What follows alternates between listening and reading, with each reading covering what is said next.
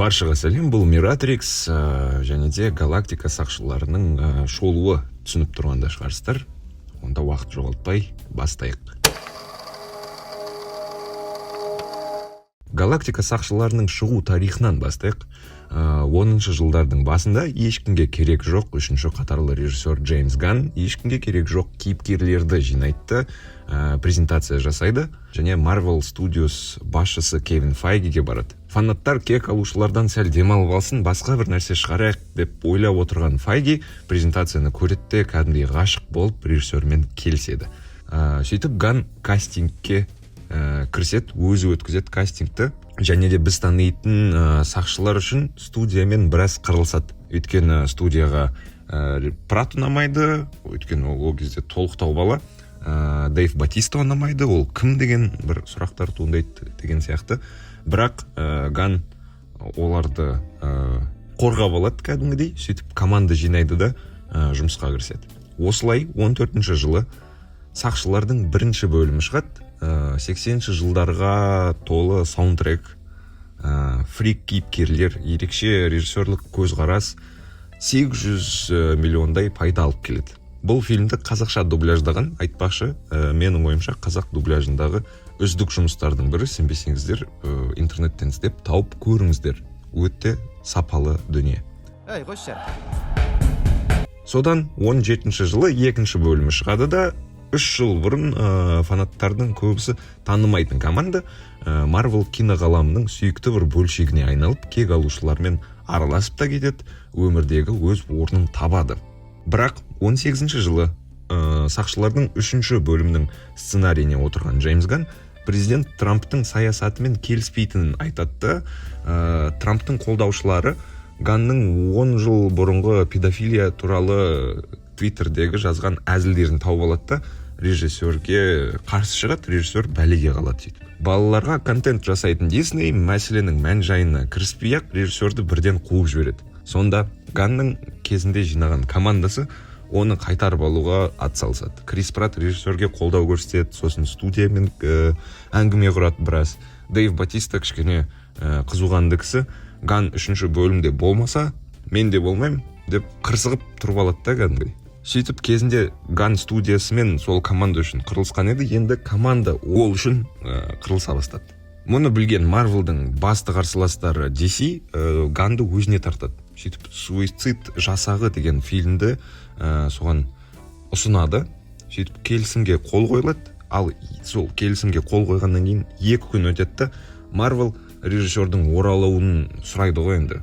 Қайта қойшы, кешірші, біз дұрыс деген жоқпыз деген сияқты. Сонда Ганн айтады, мен 2 жылдан кейін ғана босаймын, сол кезде ғана 3-ші сақшыларды түсіре алам дейді. Оған Файги мейлі жақсы кино түсірсең болды, бізге керек сол ғана дейді.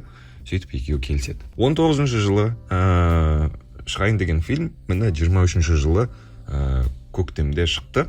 Оны көргенде шығарсыздар, ары қарай шағын спойлерлер болады. Фильмді көрмесеңіздер, осы жерден тоқтап, фильмді көріп келіп, қайттан біздің бүгінгі шолуымызды жалғастырсаңыздар болады. Фильмнің тақырыбы сақшылардың жалпы классикалық тақырыбына айналған әке мен бала деп айтсақ болады. Өйткені Квилл мен әкесінің мысалы қақтығысын көрдік. Енді міне бірнеше отбасының ішіндегі проблемалар, өзінің әкесі саналатын высший эволюционермен мысалы ракетаның қақтығысы, Адам Уорлок пен оның шешесінің мысалы түсініспеушіліктері бар. Бірақ ең қызығы, бұл фильмді ерекшелендіріп тұрған бір жайт, бұл фильм жестокое обращение с животными дегенге негізделген. Өйткені қарап отырсаңыздар, кәдімгідей қызыл линия болып өтеді сол тақырып.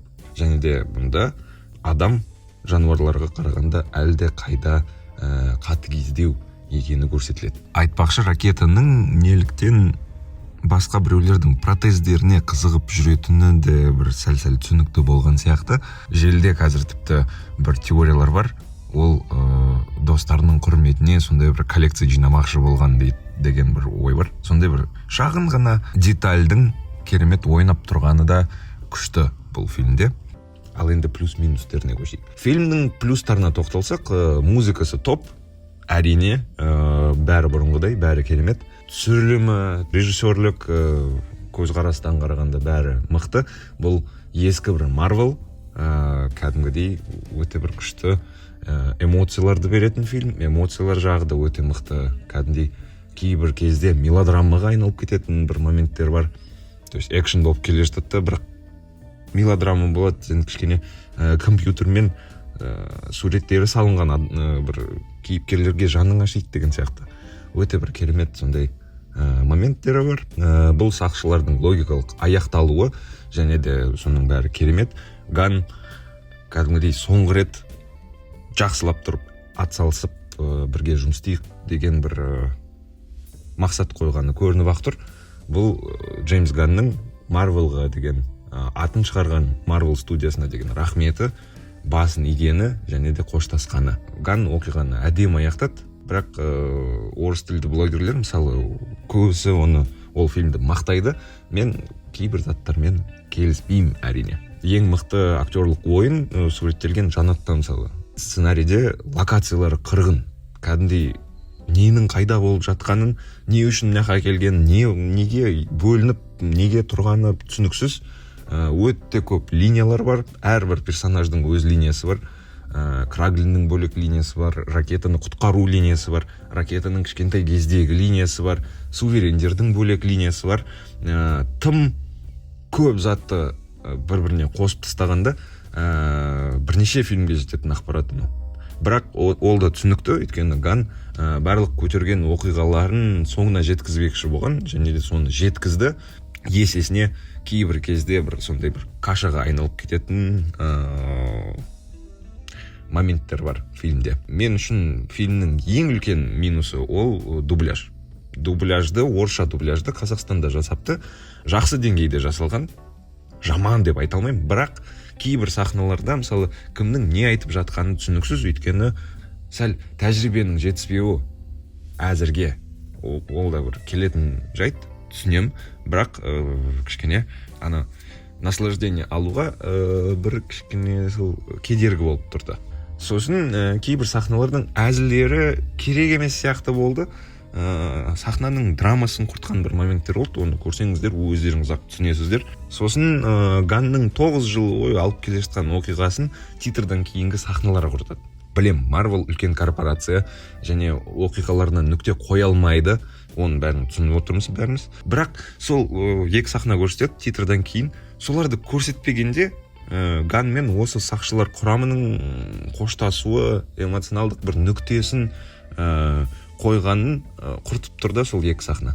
Өйткені сол Ганның қойған әдемі нүктесін үтірге айналдырып жіберіп жатыр да, коммерциялық үтірге. Бәрі аман қалды, бәрінің өз жолдары бар.